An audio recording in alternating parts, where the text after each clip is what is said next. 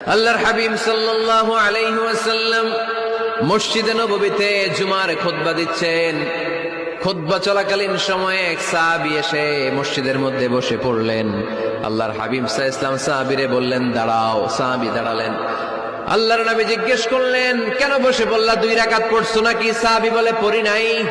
বিশ্বনবী বললেন, তাহলে তাড়াতাড়ি 2 রাকাত নামাজ পড়ে বসে যাও। সুবহানাল্লাহ পড়ো।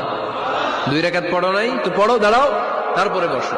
দেখেন, খুতবা চলাকালীন সময়ে আমাদের খতিবরা কখনো খুতবা থামায়? কথা বুঝেন নাই? জুমার খুতবা আপনারা শুনেন না?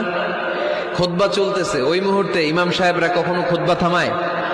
মাঝখানে কোনো ঝামেলা হলে থামায় না। প্রথম খুতবা শেষ, বসে, তারপরে দ্বিতীয় খুতবা। খুতবার মাঝখানে কোনো থামাথামি নাই। কিন্তু আল্লাহর হাবিব সাল্লাল্লাহু আলাইহি সাল্লাম কেমন খতিব ছিলেন দেখেন। আল্লাহর হাবিব সাল্লাল্লাহু আলাইহি ওয়াসাল্লামের খুতবা দেওয়ার স্টাইল এন্ড অ্যাটিটিউড এবং আমাদের খুতবা দেওয়ার স্টাইল এন্ড অ্যাটিটিউড, আল্লাহ রাসূল সাল্লাল্লাহু আলাইহি ওয়াসাল্লামেরটা কত প্রাণবন্ত ছিল। আল্লাহ রাসূল সাল্লাল্লাহু আলাইহি ওয়াসাল্লাম সোসাইটি ওরিয়েন্টেড একজন পার্সোনালিটি ছিলেন, সমাজের মানুষ কেন্দ্রিক, খুব সামাজিক ছিলেন আল্লাহ রাসূল সাল্লাল্লাহু আলাইহি ওয়াসাল্লাম। তিনি দেখলেন একজন বসে পড়ছে, উনি খুতবা থামায় দিলেন।